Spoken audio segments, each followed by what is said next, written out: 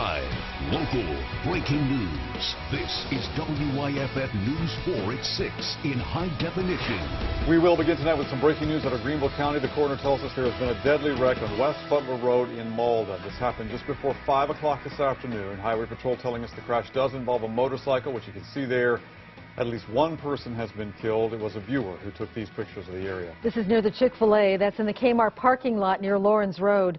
We're continuing to work on this story. We will, of course, update as we uncover more details on this wreck. Okay, this is Minnesota tonight. You're going to see it here in just a bit. It was 10 below there this morning. Highs in the single digits, and that's warm compared to tomorrow's expected 45 below zero. Yeah, and that cold weather is moving south. This is a live look from our Hilton Greenville Skycam. The Arctic blast that's putting the country in a deep freeze will make its way here eventually. John, things won't be as bad as Minnesota, but we're going to need our coats, huh? Yeah, absolutely, Carol and Michael. In fact, it's going to be dangerously cold, to say the least. Great little special effect there as we break the ice, and we'll be trying to break some ice as we get into this weekend, because it's going to be starting Wednesday and Thursday. We're going to get a piece of this Arctic air. This is what it looks like tomorrow afternoon. So enjoy tomorrow, because tomorrow's weather for us is going to be pretty nice, at least in the upstate. It's still going to be kind of breezy, but chilly, but not bad, even in the mountainous areas. But then everything starts to change. Front passes by tomorrow night. As we go through the day on Wednesday, expect temperatures to be falling during the day on Wednesday in the mountainous areas, and very cold even in the upstate. That's when we get the first piece of the Arctic air. And our coldest night will be Wednesday night, Thursday morning. Probably single digits when you wake up for temperatures in the mountains, and teens when you wake up Thursday morning in the upstate. These are just numbers that are actual temperatures. This doesn't even factor in the dangerous wind chills that we're going to be dealing with. So I'll talk more about this Arctic outbreak, and we'll look ahead of the weekend a little bit later on. Now back to you, Michael. Oh, we're listening, John. Thank you. Investigators say a man who killed his wife in Greenville is dead tonight. He had shot himself Saturday during a standoff with police in Charlotte. WYFF News 4's Ashley Swan spent the day digging into this case. She is live and local at the Greenville Law Enforcement Center with new information. Ashley, good evening. Michael, good evening. Deputies here had hoped to bring 24-year-old Damian Williams back here to Greenville to face charges for killing his wife. But late this afternoon, a medical examiner in Charlotte confirmed that Williams himself is dead. This is a mugshot of Damian Williams from an earlier arrest. Greenville Sheriff's deputies say sometime between December 31st and January 3rd, Williams killed his wife, 30-year-old Vanessa Williams, inside their home on Allen Street in Greenville. According to the coroner's report, she was shot in the head. Authorities were tipped off to Williams' death by relatives who couldn't make contact with her after New Year's Eve. On Saturday, a welfare search led to the discovery of Vanessa Williams' body, and deputies realized Damian Williams was missing. Investigators asked law enforcement to watch out for his car. Charlotte police spotted the vehicle in a hotel parking lot Saturday night. That led to a 12-hour standoff that ended when Damian Williams shot himself, a self-inflicted wound that led to his death today.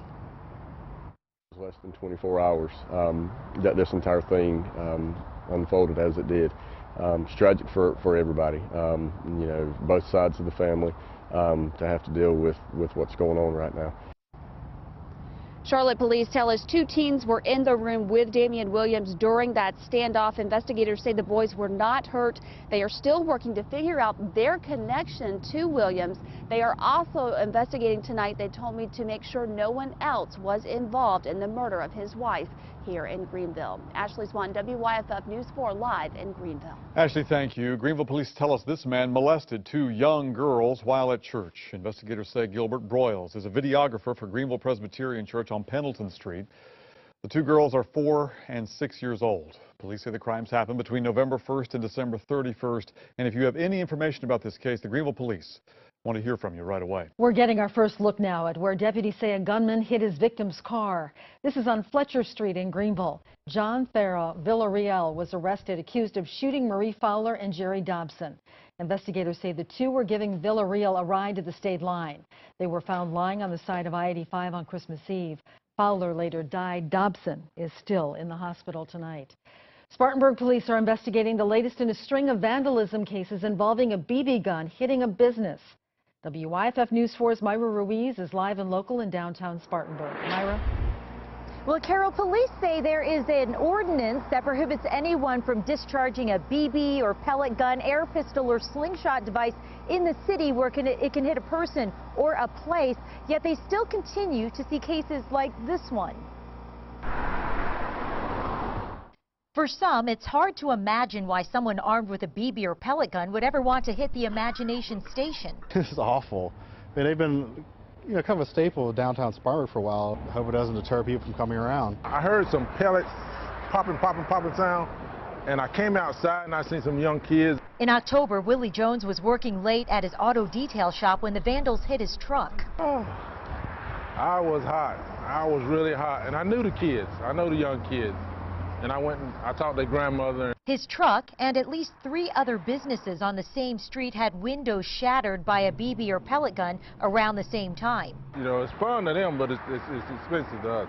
Expensive to them and sometimes the parents of suspects who are caught. Captain Art Littlejohn says in many cases the vandals are young people. What usually happens is we try to educate parents because they may not know. And then once we investigate it and we determine who it is, then the parents end up having to pay for that damage. Hey, they are turning to area businesses that might have surveillance video that could possibly lead to some suspects in this case. Myra Ruiz, WYFF News 4, live in Spartanburg. Thank you, Myra. This weekend's a big one for those Carolina Panthers. They travel to Seattle to face the Seahawks, and they know it will not be easy. Ricardo LeCompte joins us now, and the matchup and how the Panthers ended up in Seattle.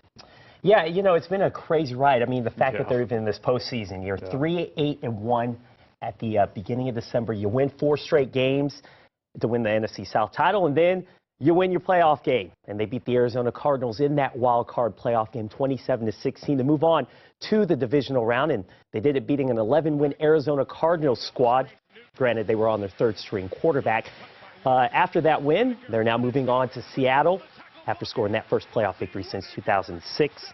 And it is going to be one of those games against the defending Super Bowl champion Seattle Seahawks, who've won 12 games this season. So we'll see what the Carolina Panthers can do, being the underdog once again, trying to go up to Seattle to beat them. We'll also be following the Panthers to Seattle for Saturday's game. So be sure to tune in right here all this week as we get you ready for the Panthers divisional round game. Coming up later in sports, we'll have a reaction from head coach Ron Rivera following a fire at his home in Charlotte early this morning. You want to stay tuned for that. Ricardo, thank you. The fight against cancer seems a bit stronger tonight, and it's all thanks to the life and the loss of ESPN anchor Stuart Scott. WYFF News Force Mike McCormick is live and local in our Spartanburg newsroom tonight. Mike, Stuart's being called a role model by so many, right? Yeah, that's right, Michael. That's how people coping with cancer view him. Around here, he is also being credited with getting people to talk about cancer and ways to help beat it. Many of you knew Stuart Scott as the host and anchor of ESPN's Sports Center. Long before that, though, he worked in Florence, also in Raleigh. His cancer diagnosis came in 2007, but Scott stayed upbeat and positive. His very public strength seemed to convince people that living life is possible even with cancer. At the Cancer Association of Spartanburg and Cherokee Counties, they're thankful for how Scott handled his situation. The association provides services to people with cancer. It's been around for more than 45 years now. The executive director says when anyone in the public eye is open about their own diagnosis, it makes a world of difference. When anyone local, even in the community, that's been around for a while, they're diagnosed with cancer and they talk about it. A lot of people, it brings awareness of the actual cancer itself, what they were diagnosed with, or just cancer in general, and what can I do? How can I help? How can I make an impact? The other hope is that Stuart Scott's story will encourage you to get screened for cancer when necessary, and even to get checked out just when you're not feeling well.